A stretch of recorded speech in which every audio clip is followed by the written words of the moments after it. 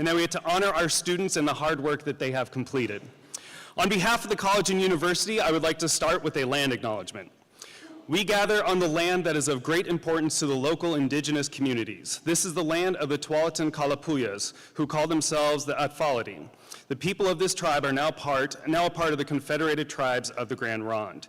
We are committed to engaging with the indigenous communities throughout North America. This is exemplified by our outreach events and through our students, faculty, and alumni who work in clinics and communities that support various indigenous and First Nations communities throughout North America. May we honor their history, culture, and community as we continue to take care of the lands that we all share. Thank you. Well, today is a special day where we get to celebrate the halfway point of the optometric education for the class of 2027 and their entrance to our internal clinics. We are so happy to have everyone here in person and online to join in today's celebration. We cannot hold this ceremony without our staff's hard work and dedication to our students. So please join me in a round of applause to thank Jasmine Peterson and all of our staff for their hard work for today's ceremony.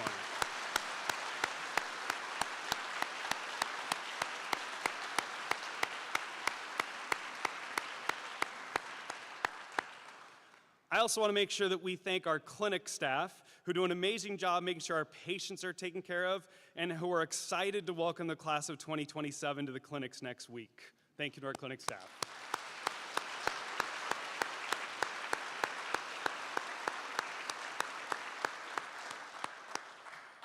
I also want to recognize our faculty. They are the individuals who educate this class and who have prepared the students for their next adventure within clinic. They have truly supported our students throughout their journey, and they're critical for the success of our students and program. Will all of our faculty please stand and be recognized?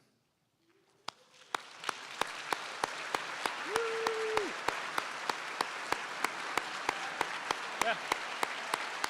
There you go.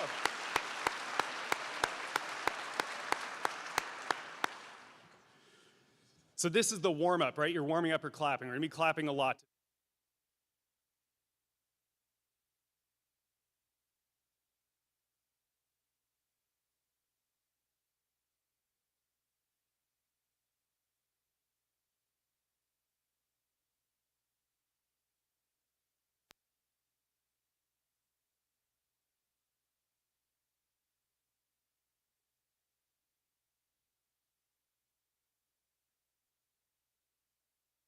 All the best. Thank you for all that you have done for me and for our program, Dr. Luke.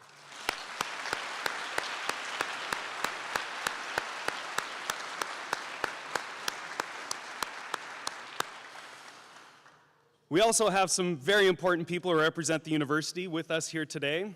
I'd like to recognize an alumna who is a leader in contact lenses, optometry education, and now university leadership. I'm going to tell you a little more about her in a few minutes, but I want her to know that we are honored to have the university president here today. Please join me in welcoming an alumna of the college, President Jennifer Coyle.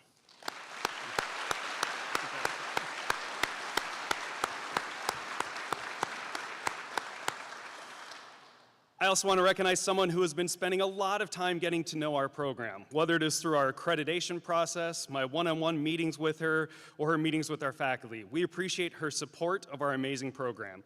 Please join me in welcoming our Vice President of Academic Affairs, Provost Barbara May.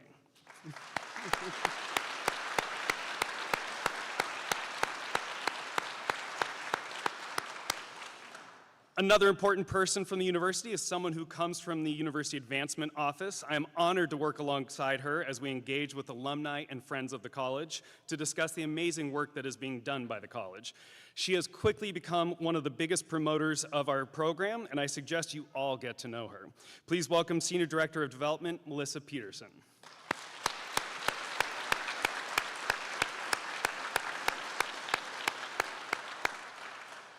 I want to recognize our community, professional, and industry partners who are in attendance today. Specifically, we have a few individuals representing the Oregon Optometric Physicians Association. They are a team that is nimble and have done an amazing job representing all optometrists in the state of Oregon. Please join me in welcoming Executive Director Jeff Knapp, Dr. Emily Nearing, and President Dr. Craig Bowen.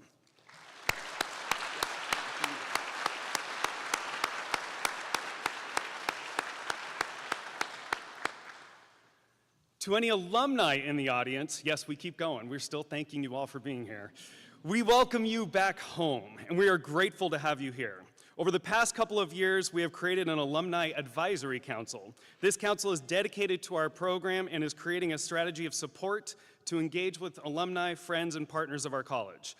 As an example of our alumni's dedication to our program, we are fortunate to have two people who founded the White Coat Endowment Fund. This fund helps to support the procurement of the white coats and is a symbol of how our alumni support our students and welcome them to the profession. I would like to welcome and recognize Dr. Stephen Taylor and Mary Lou Newbold.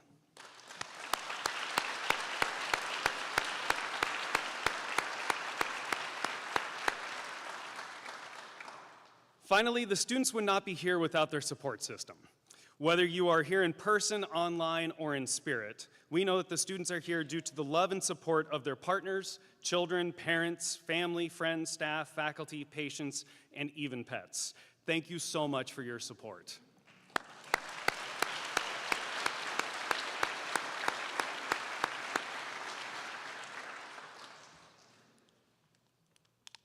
Water break. All right, so typically this is a time that I provide words of wisdom. So here goes. As many of you know, this will be my last white coat ceremony as the dean, and it is an honor to have my last white coat with the class of 2027. Yeah, it's good. Yeah. There's so many things that I think we could discuss, but I want to come back to community and feedback. You are all part of a variety of communities. You are part of the class of 2027, the College of Optometry, Pacific University, Optometry, eye care, healthcare, industry relations, patient advocacy, state, provincial, and national advocacy, and so much more. It is a lot, but it is amazing to have so many instant connections based on the status you are earning. These communities will be a source of support, and this is where you will place your trust into shared values and visions.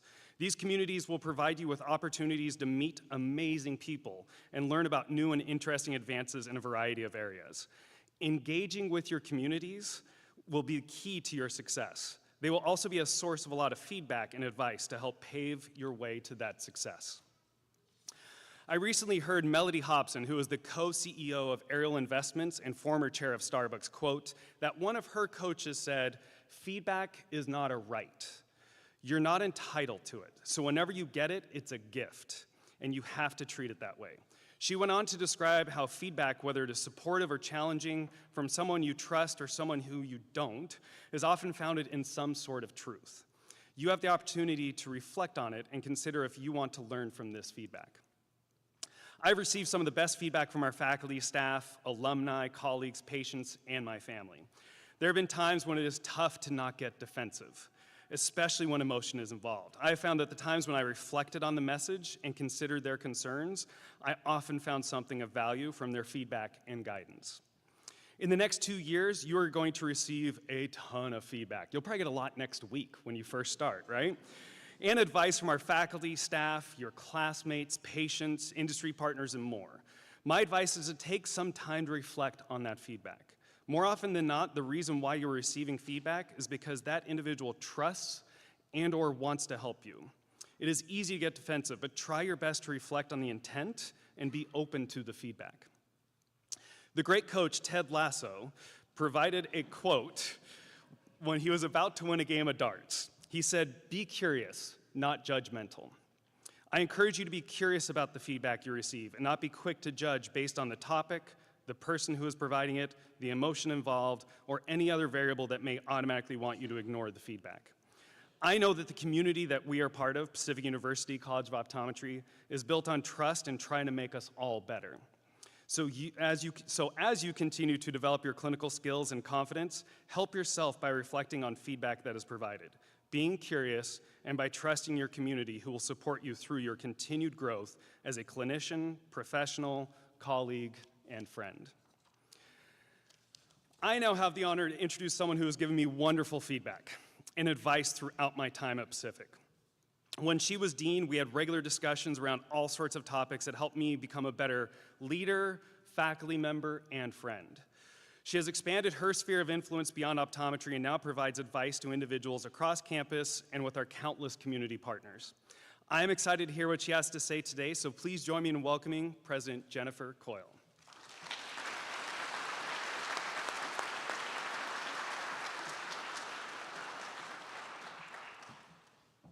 Thank you, Dean Horn. Hello, everyone. Ted Lasso also said, "You think impossible, I see I'm possible." The best quotes. What an honor it is to be here and formally say congratulations to the class of 2027 on behalf of your university. I'm very proud of all of you. I know that the spring semester of the second year is the most stressful time in optometry school. You did it. So most importantly, you should all be proud of you. I know you're all proud of them. Yeah.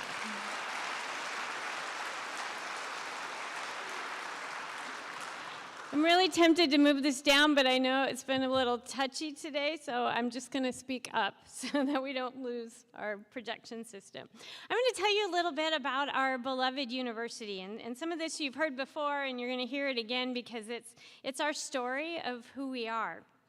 Pacific was founded in 1849 as a school for children that were orphaned on the Oregon Trail, or children that were actually left behind by widow or fathers who rushed south for the gold rush. And our mission from that very first day, thanks to the incredible heart and bravery of a woman named Tabitha Brown, who we affectionately call Grandma Brown, has been to provide education and access to care. And since we started adding our health professions to Pacific University, starting with the College of Optometry 80 years ago, part of our mission now is to provide access to health care. Today, as we celebrate 175 years since Grandma Brown started our university, your role in supporting our neighbors, friends, and community members has never been more important. As we look around, we know that the world desperately needs educated and caring people who will be leaders, like those that we see up here on the stage. Those who seek to heal, to discover, to be curious, and to take care of other people. Now, you all came to Pacific University to advance your education. That was your goal, so that you could, in turn, serve others. Today is an important rite of passage on that journey as you don the white coat that symbolizes your role as a healer and as a caregiver. As an optometrist myself, I know how significant this moment is for you and what it means to earn a white coat. So let me tell you a little secret. And I will say this is a secret that was told to me by one of my beloved faculty members, Dr. Dennis Smith. A white coat also gives you superpowers. Think of all the things, and I think of myself as Mary Poppins, that we can pull out of pockets. Watch out for old, stale Altoids. They also give you the gift of time, because now you don't have to iron your entire shirt. You only have to iron the front. And if you button it, you only have to iron the bottom of your pants. To all the parents and family members in the audience today, thank you for your support of these students, for your endless support throughout their journey. Your faith in them has been the most important thing that you can give. How many of you have served as a practice patient? Who brought their ophthalmoscope home for a holiday just to test it out? That's not ending. I'm sure while you're here this weekend, they also wouldn't mind if you took them to Costco, or maybe to the Woodburn outlet malls to buy clinic attire. White coat is a significant milestone in our students' journey, and it is something that they earn because they've proven to their faculty and they've proven to themselves and their future patients that they're ready to fulfill a really strong commitment. To Dean Horn, my fellow Pacific alumnus, I'm incredibly proud of you. It's bittersweet for us to have this be your last white coat. We've had many laughs, many tears. We've solved a lot of problems together, all on behalf of what we say is our why, and that's the students up here on the stage. You've been an incredible leader. You exemplify what it means to be a head, a heart, and a hand leader, and we can't thank you enough. So we wish you all the best on your next journey and your next big adventure. And we look forward to welcoming you home at some point. To all of, yeah.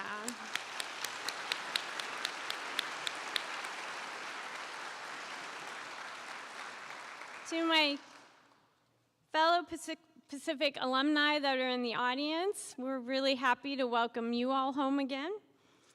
And to our faculty that are here in the second row, thank you for your dedication to our students' success, the work you do to advance and uplift our profession, and the way that you each individually and collectively expand our sphere of influence at Pacific University. So let's thank our faculty again.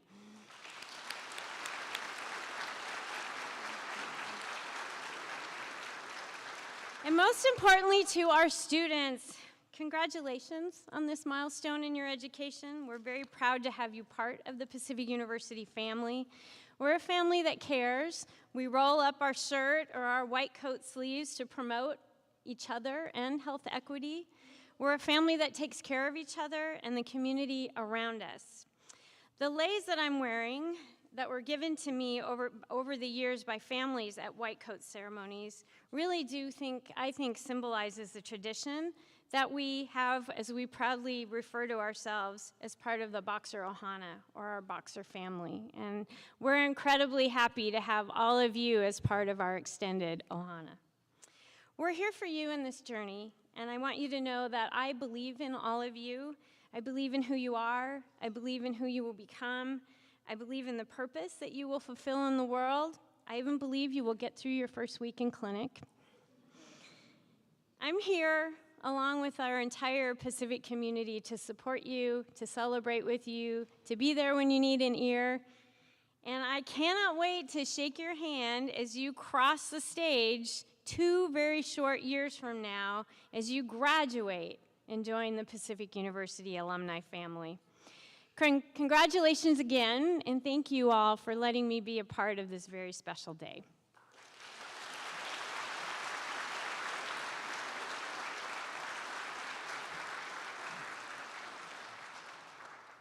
Thank you, President Coyle. Our keynote speaker today was my faculty mentor when I started in academia and is a talented optometrist who is passionate about ocular disease and optometric education. He approaches his patients and students in a similar manner, full of love, and he gives of himself without asking for anything in return. He has a passion for learning and is constantly on a quest for more knowledge, often around laser procedures, glaucoma, and other ocular diseases. Outside of optometry, he has a passion for music, theater, accents, food, and certain fermented beverages. He and his amazing wife are an incredible duo who support our program and profession. So without further ado, I'd like to invite a distinguished professor and a wonderful friend, Dr. Lauren Yudkovich.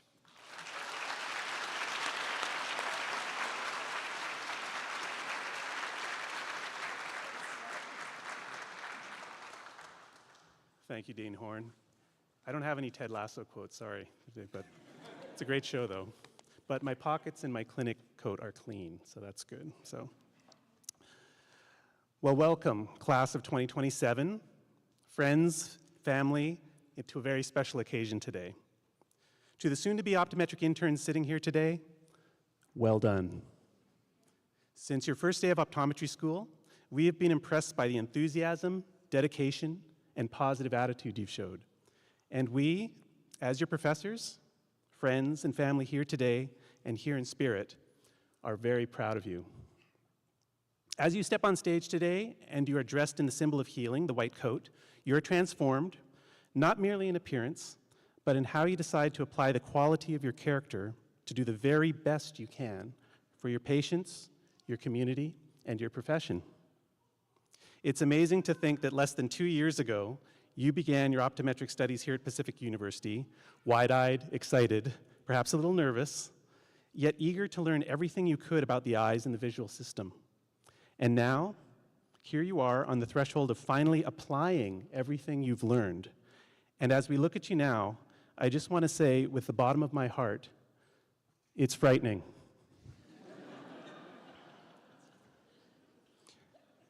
And when I say frightening, I say it in the most positive way possible. It is truly awe-inspiring, the amount of information you've learned at this point. It is scary. You've learned more about vision in the eyes within these last 2 years than more than 99.999% of the planet's population. I did the math. That's not something to take lightly. Your knowledge is powerful. Apply this new power you carry to the greatest benefit of your patients. Your knowledge can recognize when a student's learning difficulties are related to his eye focusing or teaming problems, and then help him towards seeing and learning better. Your knowledge can help you decide on which eye drop medication would best save your friend's grandmother from going blind. Your knowledge can identify the retinal signs of diabetes in a person who didn't know they had diabetes, preventing a potentially early death. So yes, it's scary, in a very good way. Be confident in yourself and the knowledge you have gained, and you will succeed. Connected with this gained knowledge is our responsibility of self-motivation in studying and reviewing information for the betterment of our patients and ourselves. As the saying goes, it ain't rare if it's in your chair, and nothing beats learning from practical experience. Will you make mistakes? Certainly. Do these mistakes teach you? Absolutely. Knowledge also means you have the confidence in not knowing everything, and that you're as honest and forthright with your patients about this as to those whom you'll have no problems in what the diagnosis and treatment is. Honesty and accountability are key components of being not just a responsible clinician, but a responsible person. Along with knowledge, you've gained the skills to provide safe and effective care to your patients. Starting Monday, yes, Monday, your name will be called to greet and examine patients. You are now truly in the trust of the public, and the safety and the care of the public is your responsibility. Use your skills carefully and effectively. As the Hippocratic Oath recited in medical school states, prima non nocere, above all, do no harm, and so this applies to us. Patient comfort, both physically and mentally, is our examination responsibility. Which brings us to the final element you need to remember, compassion. In your new clinical role, compassion for our patient is top priority. Yes, there will be some patients who test your patients. Difficult toddlers in the chair, someone with a complex disease, frustrating spectacle or contact lens problems, or those with just plain difficult personalities. But we must treat all of them with the greatest courtesy and profession we can. This also applies to the other people we interact with, friends and relatives of our patients, other professionals whom you communicate with, your fellow classmates, the staff, and doctors, all with varied ideas, opinions, and approaches to patient care. Mutual respect comes from keeping an open mind with whom you'll interact with and learn so much from. Each person is a book that is never fully read, and so many people carry a heavy burden within the pages of their book, even by many of us here today. Understand that your patient's health-related, financial, or domestic situation may be bringing them down. Strive towards bringing people up in your care of them. We should connect with our patients, work towards making our patient feel better after they leave our care. Sometimes you'll have to give bad news to someone. They have glaucoma, macular degeneration, or some other incurable or serious disease. But give them this information in a sincere way that respects them as a whole person. You've been the educated ones for the last 2 years. Now you will be the educator for your patients. I've come to learn that good communication and patient education go a long way in having people trust and respect you as a compassionate healthcare provider. As an example of what I just talked about, one of your classmates relayed to me how he helped a person who was struck in the eye during a baseball game less than a week ago. Even with the injured person's eye bleeding profusely from a deep upper laceration wound, your classmate was able to assess their pupils, attempt eye movement evaluation, recline the individual, stop their bleeding, apply antibiotic ointment and bandage to the eye, and facilitate transfer to an emergency room where the person receives stitching of the wound. Knowledge, skills, and compassion were in full display here. Being a hero is powerful, isn't it, Joby? I think you said it was really cool too, if I recall. But remember what a wise person once said, with great power comes great responsibility. We all know that each of you will already and will again show this responsibility. I'd like to finish today by thanking the many friends and family who are here, both in spirit and present, to celebrate and support your loved one's noble endeavor in this wonderful profession of optometry. While patients may come first on a professional level, family and loved ones always come first on a personal level. Your love and commitment to that optometry student, soon to be optometry intern as of today, means so much and will be reflected in the love and commitment that they bring back to you, as well as the quality of care they give to their patients. We here at the College of Optometry greatly appreciate your support for our students. So to the class of 2027, the power is now yours. It's time to be heroes. Thank you very much and congratulations.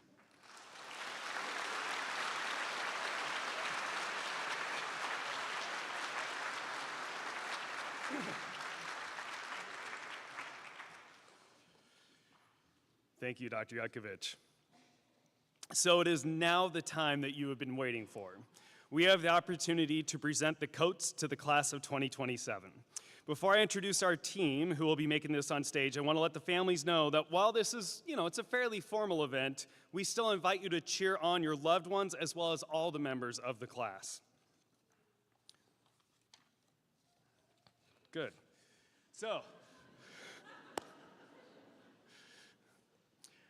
who we have that's going to be, we're going to have Dr. Bill Hefner, who is our Associate Dean of Clinical Programs, who will be placing the coats on. And then we'll have Dr. Paula Luke, who is our Associate Dean of Academic Programs, who will be saying your names. And then we have Dr. Caroline Uli, who will be making sure you get the right coat. All right? So let's let them get in their positions, and then we'll have the first row stand, please.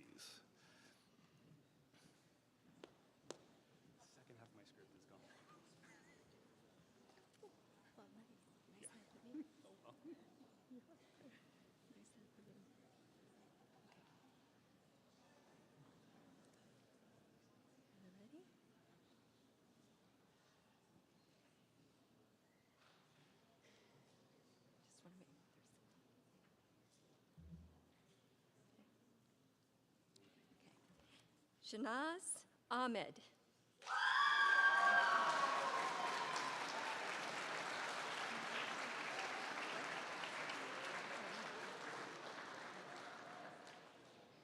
Jonathan August.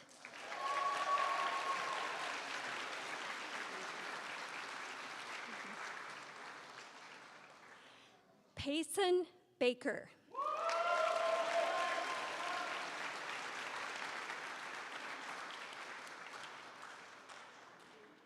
Daniel Barghouti.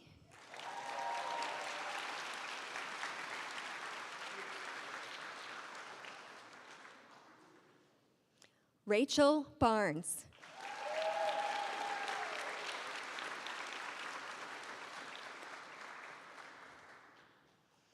Yvonne Berrigan.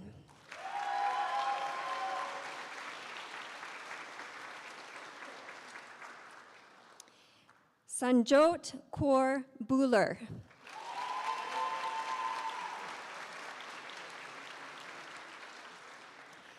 Megan Brar.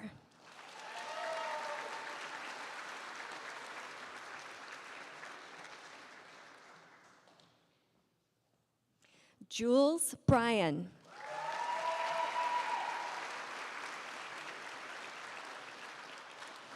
Marissa Callahan.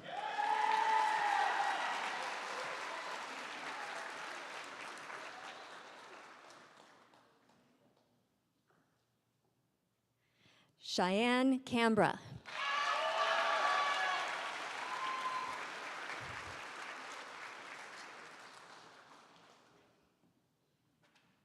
Emily Chan.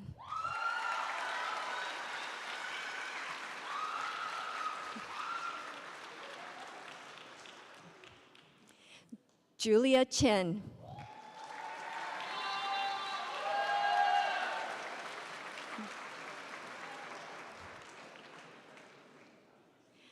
Jonathan Ching.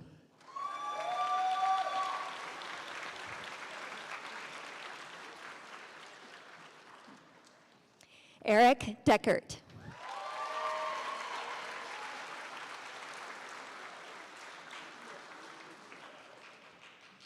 Joby Din.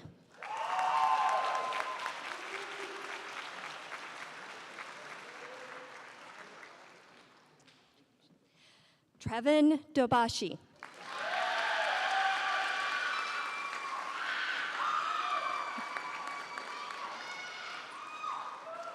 Elise Doble.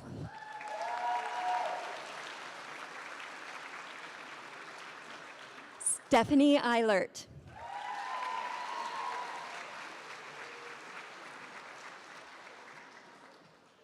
Christina Erb.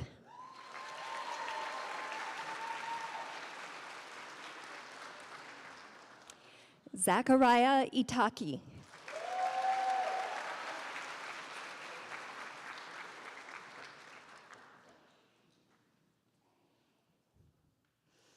Ashley Garcia.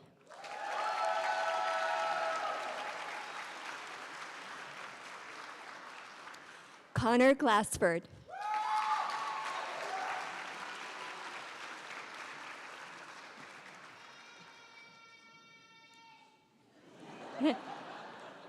Alex Halter.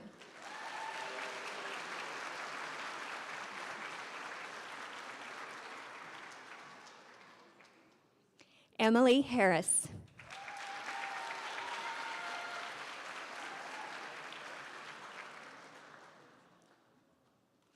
Abigail Hepner.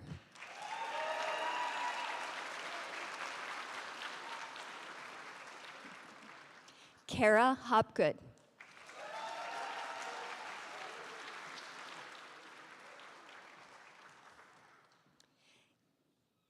Caitlin Horrocks.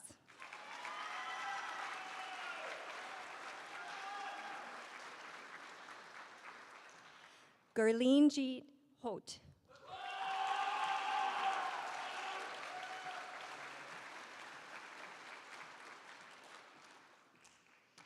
Aniela Janik.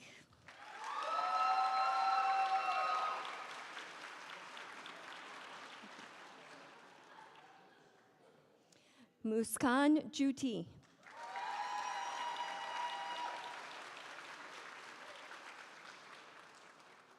Maya Jump.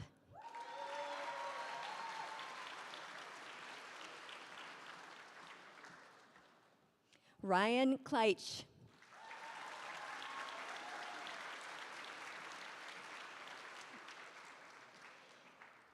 Kalika Koner.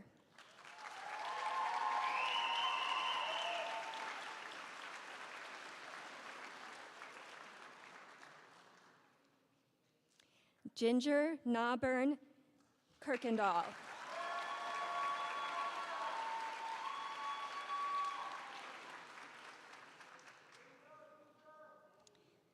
Kaylee Lask.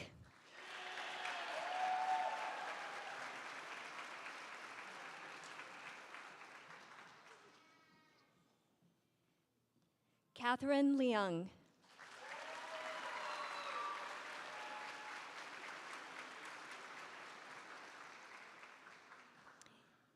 Angela Lee.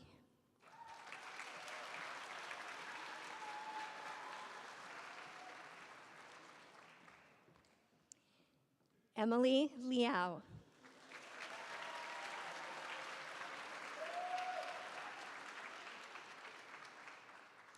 Timothy Lunt.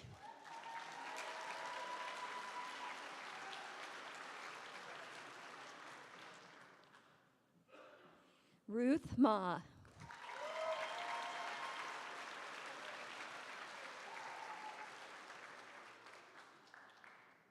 Jessica Metz.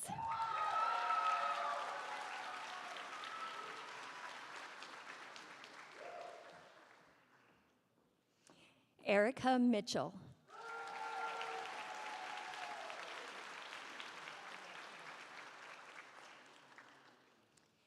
Senya Mitsilios.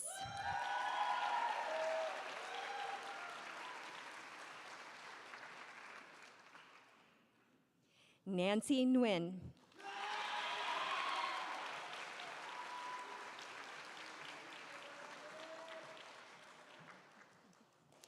Grace Odell.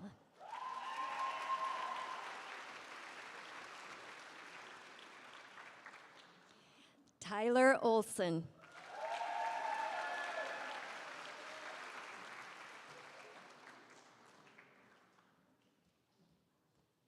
Vanessa Ortega.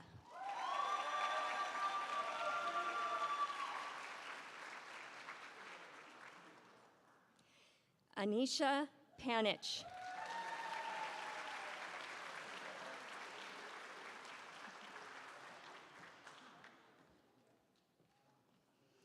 Rachel Park.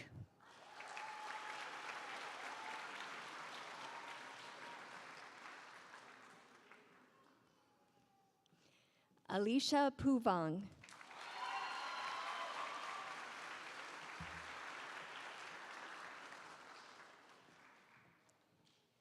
Keith Preve.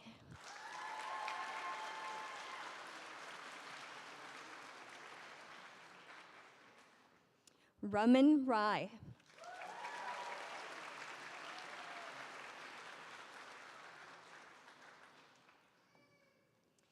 Mackenzie Ramsel.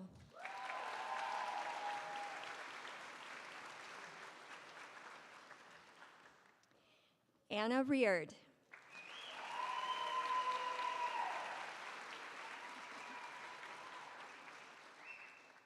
Tyler Reinen.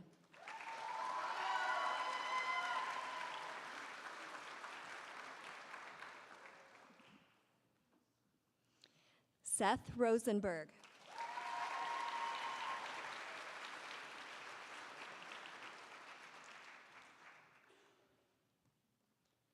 Anastasia Sanchez.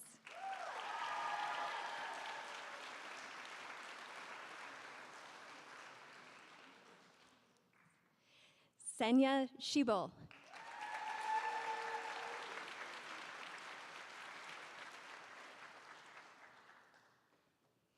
Anna Shawai.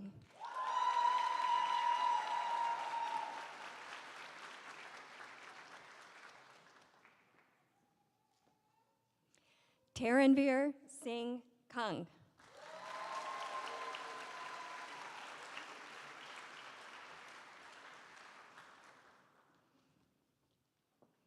Hope Sliwa.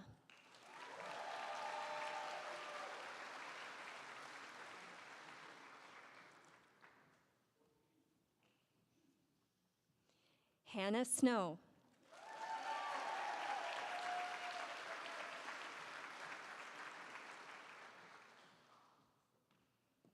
Haley Sonnenberg.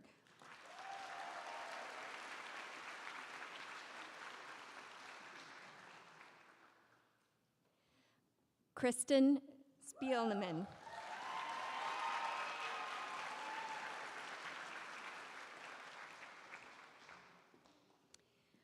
Rahul let me try that again. Rahul Srivastava.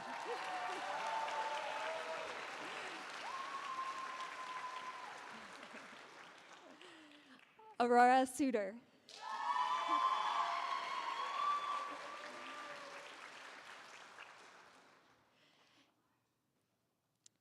Cade Taniguchi.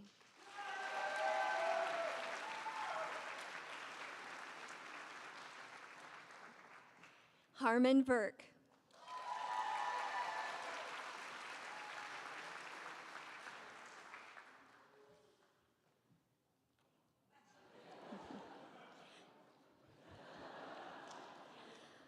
Alana Wiesenberg.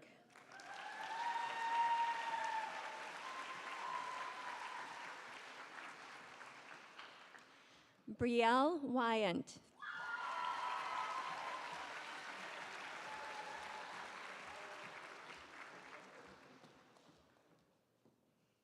Allison Wilkes.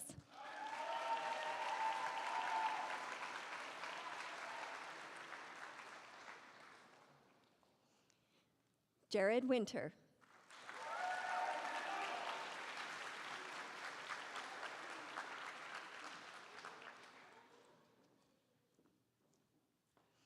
Aiden Wood.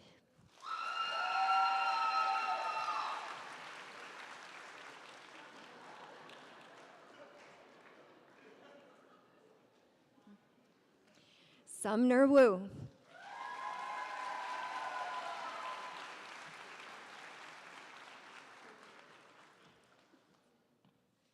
Taran Yogi.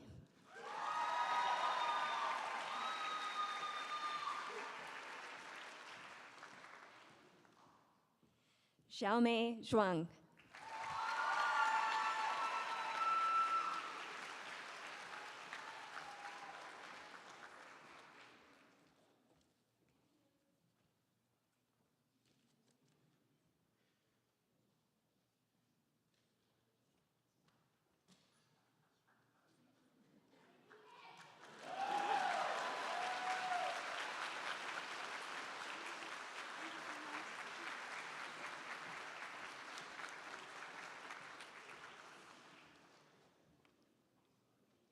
All right, let's hear for the class of 2027.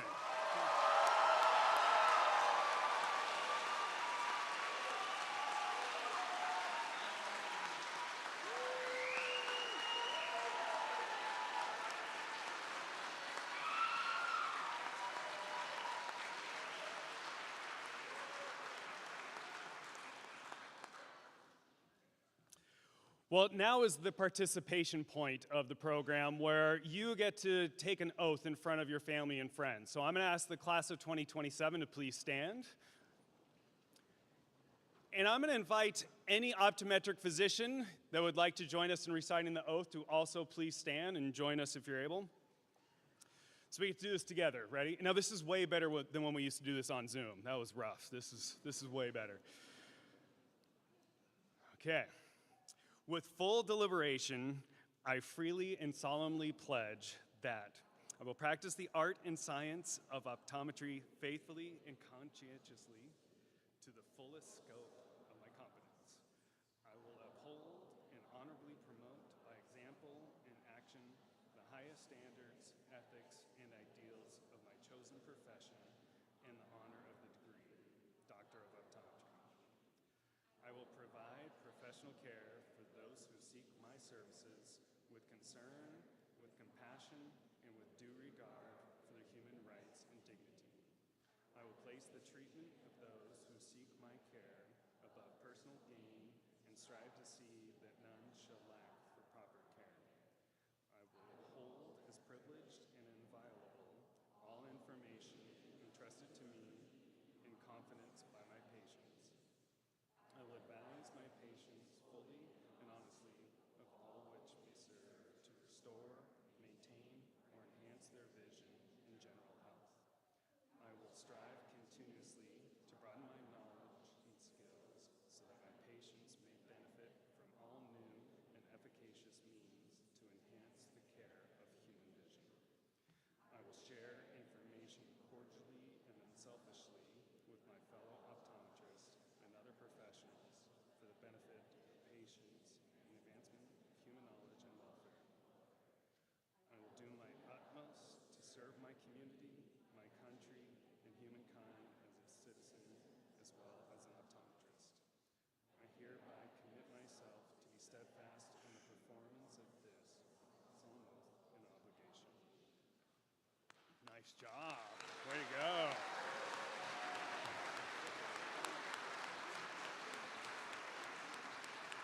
You can be seated. You're good. Yeah. It's almost like Simon Says. Simon says, stand up. Simon says, sit down. The next point of our program, we actually get to bring up somebody from the Oregon Optometric Physicians Association. You may not realize it, but optometry is a legislative profession where we get to go and work with our legislators in states, throughout the nations, and provinces to educate them about optometry and help them do what's best for the citizens in their communities. So we have a wonderful relationship with Oregon Optometric Physicians Association, and we're so proud to have them here to give a scholarship. So I'd like to welcome an alumnus, a former faculty member, and a friend, Dr. Craig Bowen.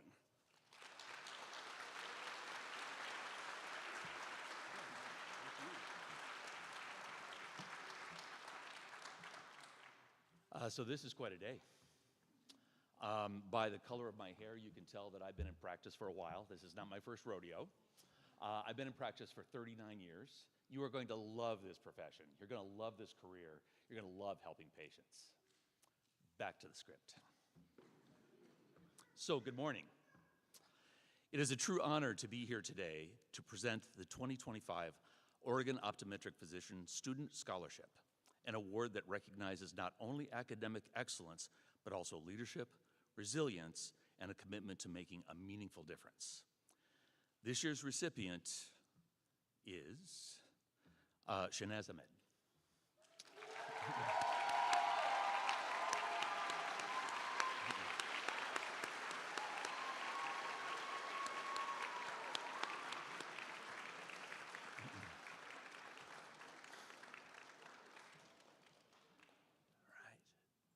In a minute.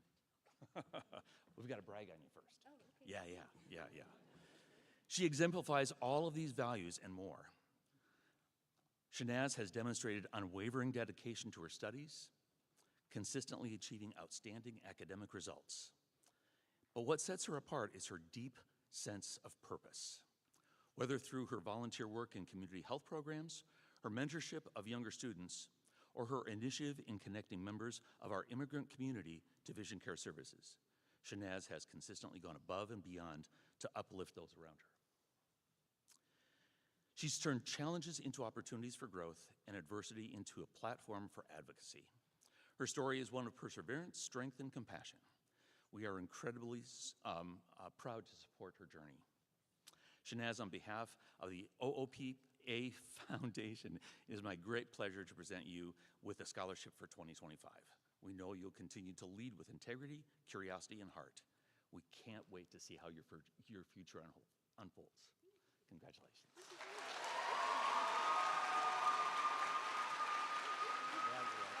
Yeah.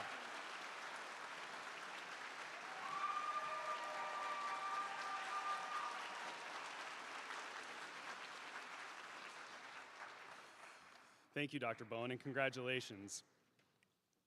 So next you get to hear a welcome to the clinic from someone who we all know and love, someone who is a Pacific University alum, who is passionate about optometry education, running. I think he likes the Timbers. No? Okay. But KU, yep, he's a big fan of. So please join me in welcoming to the podium Dr. Bill Hefner.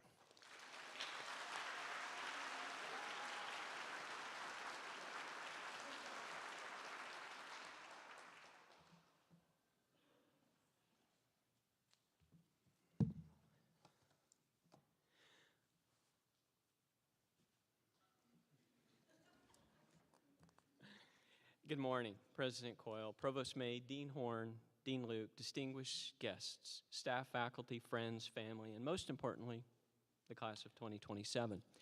On behalf of the faculty and staff of Pacific University College of Optometry, let me be the first to officially welcome you to clinic.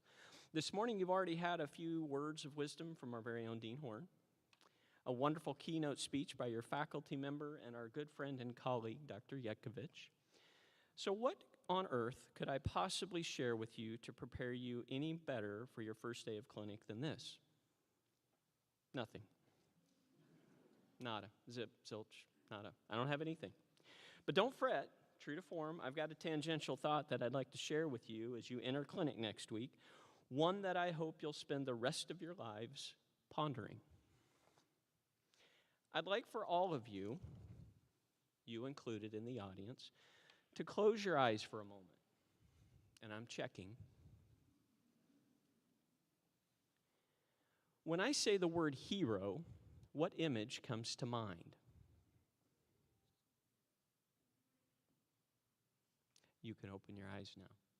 For most of you, I suspect you see a superhero. Superman, Wonder Woman, Batman, or my personal favorite, Captain America. Others of you may see a police officer, a firefighter, a teacher, a doctor, or perhaps a world leader, maybe even Dr. Horn.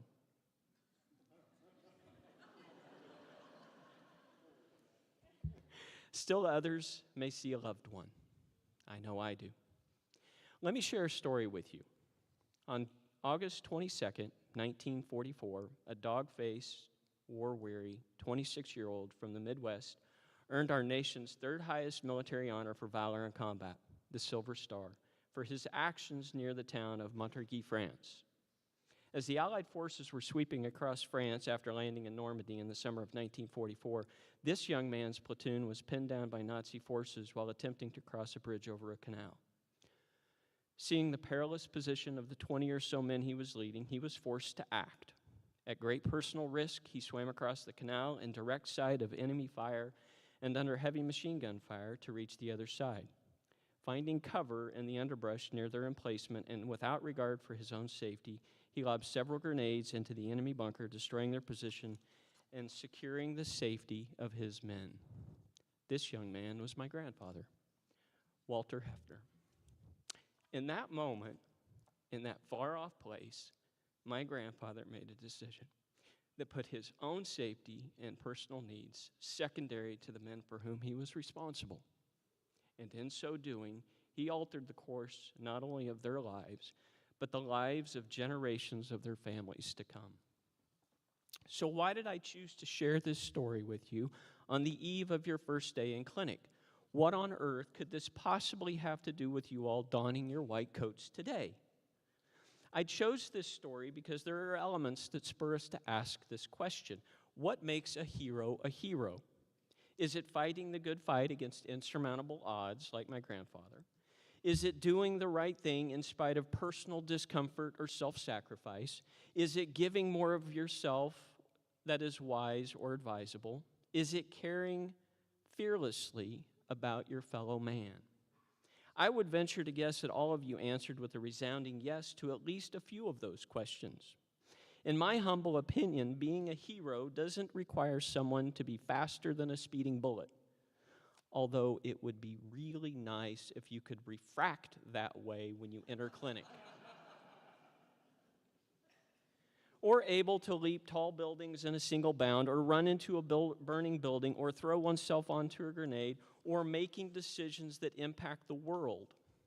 In fact, I would propose that while some heroes are indeed forged in the fires of tremendous hardship and personal risk, the majority of heroes aren't heroes because of their seemingly superhuman actions or their larger-than-life persona, but for rather two simple reasons.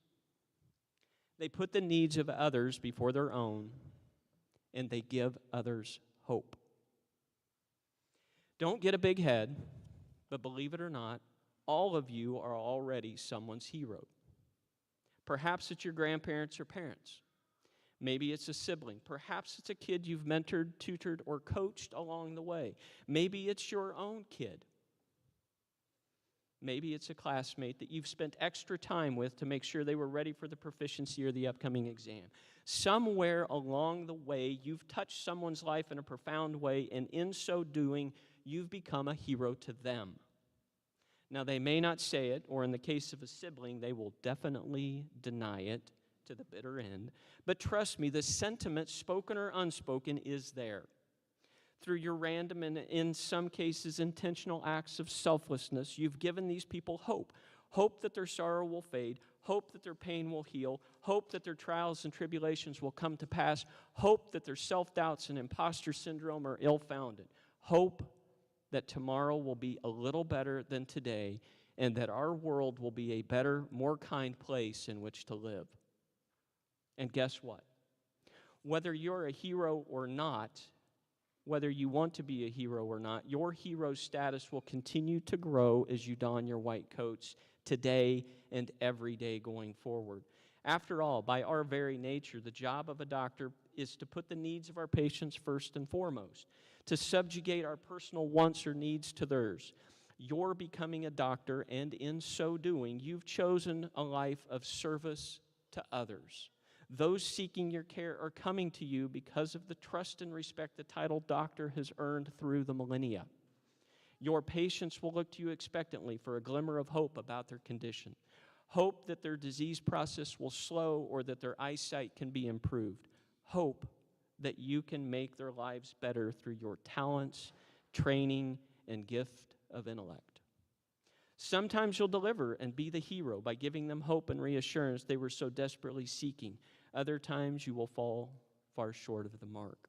Hero or not, your duty will remain the same. You must always place the needs of others before your own. Now, I know this may seem a bit overwhelming right now, given the fact that you literally just got your white coats, but I and all of the people in this auditorium today know that you have it within you.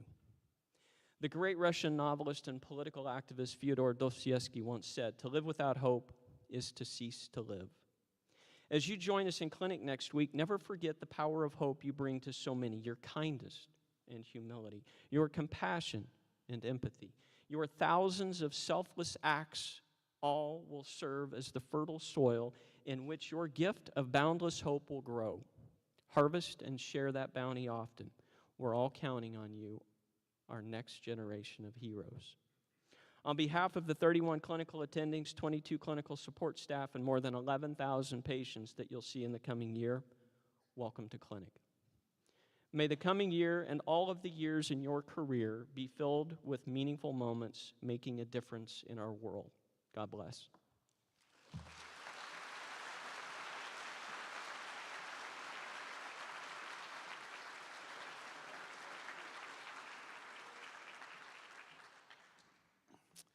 Thank you, Dr. Hefner. Well, you now get to hear from one of your peers. And I will tell you, Kalika gave me this really nice overview of her, and I'm going to give you a little bit of it, but I also want to give you a little bit of a personal spin to it, too. So Kalika is from Ohio, and we're going to try this. OH? That's right. So if you're ever lost and you want to know where to get to Ohio, just say OH. They'll tell you how to get there. Don't worry. So she came to Pacific because of our reputation, because of our community, and she became a leader because she wanted to support that community atmosphere and support her classmates. I can tell you from me personally, when I have met with her, she is such a genuine person. She listens to you, she engages with you. It's like nobody else is in the room, and her passion and advocacy for her classmates is really inspiring. So I am so excited to hear what Kalika has to say for her classmates. So please join me in welcoming Kalika Koner.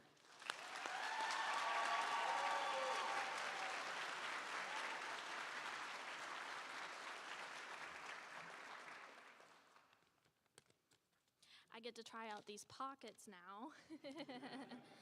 Thank you, Dean Horn, for that wonderful introduction. It is both an honor and a privilege to stand before you today to mark this important milestone of our optometric journey. This white coat is a symbol of commitment, trust, and compassion, and with it comes the responsibility to serve, listen, be ethical, and provide care with empathy and integrity. The meaning behind it cannot be won, it cannot be bought, and it cannot be bargained for. It has to be earned. And in a world driven by instant gratification, my classmates and I chose a different path. We committed ourselves mentally, physically, and emotionally to countless hours of hard work, late nights, and personal growth, all in the pursuit of the privilege of wearing this coat. And let's be honest, when we started optometry school, we wanted to become experts in all things eyes. It's a noble goal, and we're in the right place to achieve it. But then came accommodation, spelled with 2 C's and 2 M's, divergences, Galilean versus Keplerian telescopes, cross-cylinder equations, and that moment when we realized that we signed up to be part-time physicists, part-time biologists, part-time pharmacists, and full-time caffeine addicts. And in addition to educating our minds, we also had to master a wide range of clinical skills, some of which fall just short of contortionism. I'm looking at you, scanning BIO. We've been the guinea pigs for our friends' first attempts at some, let's say, marginally invasive clinical maneuvers, and we've been dilated more times than we can count. And sure, we call it practice, but deep down we know it's just to make sure we've endured just a little bit more than our future patients so we can smile knowingly when they complain. No. But in all seriousness, today is about more than getting a new addition to our wardrobe. This white coat isn't just a symbol of education, it's a symbol of the sacrifices we've made and the passion that brought us here. Life didn't stop just because we decided to commit our lives to this program. We've missed birthdays and celebrations, traded sleep for studying, and pushed forward through moments of doubt and uncertainty, not because it's easy, but because we believe that helping the world see clearly is worth it to us. Today, we put on this coat not as a final reward, but as a promise to our patients, to our profession, and to ourselves. Now, I know that not a single one of us would be here today if it was not for the support of the people in this room and watching online. To admin and staff, thank you for making everything run smoothly so that we can focus on our education. To our instructors and mentors, thank you for guiding us, challenging us, and pushing us to our fullest potential. Thank you for responding to last-minute panicked emails and answering countless questions from us trying to self-diagnose ourselves. Oh wait, that might just be me. To our friends and families, thank you for your unwavering support. We couldn't have made it this far without your patience, encouragement, and love. You've provided the framework from upon which we could make it to this point. And finally, to my classmates, you inspire me every single day. I've watched as we became family from a group of strangers, and we built a culture where we can encourage, call out, lift up, and support each other as we try to add those 2 letters to our names. It's honestly been such a privilege being a part of this class. And so today, let this coat be a reminder of why we started and where we're going. The road ahead will be demanding, but it will be worth it. Let's wear these coats with humility and purpose, knowing that our journey as future optometrists is still just beginning. Congratulations, class of 2027. Let's keep our eyes on the future. Thank you.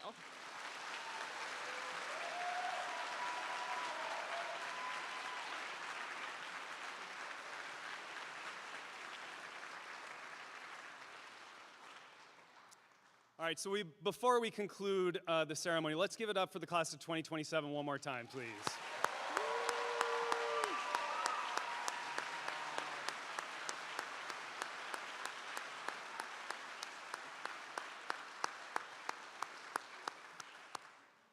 So as we conclude the ceremony, we're going to invite family and friends to join us outside on the patio where we have some light refreshments for you to enjoy. Your loved ones will be out there in a moment. You guys have one assignment. Your first assignment besides saying the oath, so your second assignment, right, is we got to take a class photo.